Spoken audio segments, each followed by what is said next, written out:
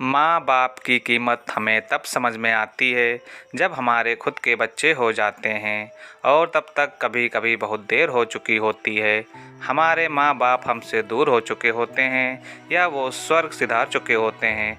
ये सच है कि हर व्यक्ति अपने बच्चों से निस्वार्थ प्रेम करता है और इसलिए आपको सबसे अधिक प्यार करने वाला कोई इस दुनिया में है तो वो आपके माता-पिता ही हैं। लेकिन अक्सर होता यह है कि माँ-बाप के प्यार की कद्र हम नहीं करते और महसूस भी नहीं करते कि हमारे जीवन में भगवान का जीता जागता कोई उदाहरण है तो वो माता-पिता ही हैं।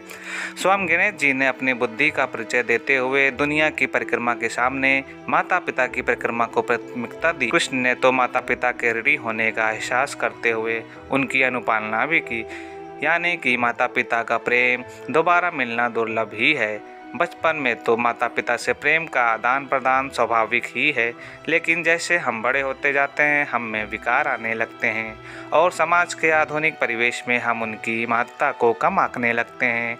दूसरों के माता पिता से उनकी तुलना करना एक बहुत बड़ा कारण बन जाता है। उनकी आलोचना करने लगते हैं और उनकी कमी का एहसास करवाकर कभी कभी उनके प्रति प्रेम को कम मानने लगते हैं।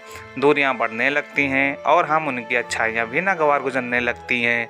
जबकि सच यही है कि कोई भी अपने बच्चे को बेइंतहा प्यार करता है तो हमेशा के लिए, चाहे बच्चा कुछ भी करे, बच्चों की उन्नति होने पर सबसे ज़्यादा खुशी दुनिया में किसी को होती है तो माता पिता के अलावा कोई नहीं। जैसे चिड़िया दाना लेकर पहले बच्चे को खिलाती है फिर खुद खाती है, उसी प्रकार माता पिता अपनी परवाह भूलकर बच्चों को अच्छी ज़िंदगी देने की भरपूर कोशिश करते हैं। इस तथ्य को कभी कभी हम जानबूझकर नज़रअंदाज कर देते हैं, जो बाद में एहसास होने पर पछतावे के सिवा कुछ हासिल नहीं होता। इस विषय में मुझे फिर एक कहानी याद आने लगी है जो संक्षिप्त में इस प्रकार है।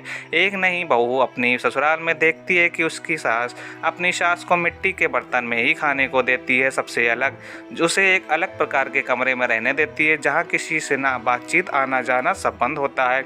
बस रोज़ बचा कुचा खाना सकोरे में भर कर दे देती है जिसे बुढ़िया खा पीकर गुजारा चलाती है। नई बहू ने चुपचाप वो सकोरे धो धोकर अपने कमरे में इकट्ठे करने चालू कर दिए।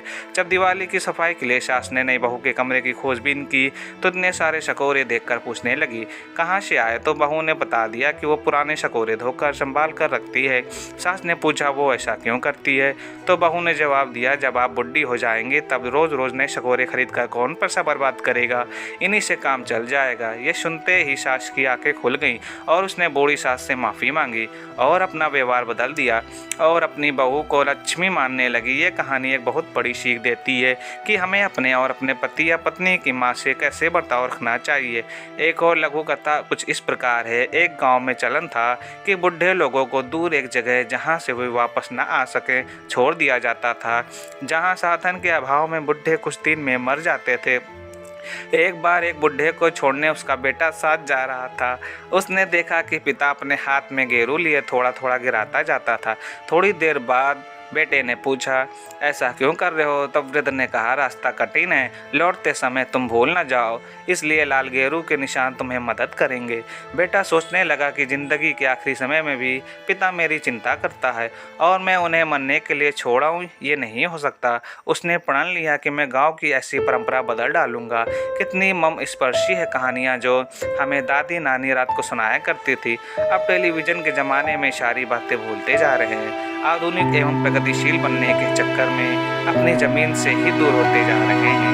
अक्सर एक बड़ा फर्क नजर आने लगता है, खासकर शादी के बाद। हम अपनी नई दुनिया बसाने के साथ पुरानी दुनिया से तालमेल बिठाने में कई बार असमर्थ होते हैं और पहली दुनिया उपेक्षित करने लगते हैं। ऐसे में बहुत ज़रूरी होता है तालमेल बनाए रखना, ताकि माँ बाप का भी ख्याल रहे, बेटी के साथ साथ उसके माँ बाप से सही रिश्ता कायम रहे। इस विषय में कहना आसान है, निभाना थोड़ा कठिन, पर यही तो जिंदगी है। उपेक्षित माता पिता की समस्या कोई नहीं है। पीढ़ी बदलते देर नहीं लगती और जल्दी ही बच्चे खुद माँ बाप बनने लगते हैं। ज़रूरत इस बात की है कि हम समय रहते इस बात को समझें, फिर पछताए बहुत क्या जब चिड़िया चुग देखे। दोस्तों, ये कहानी मेरी कैसी लगी आपको? अगर अच्छी लगी हो तो लाइक और सब्सक्राइब करना ना भूलें। धन्यवाद।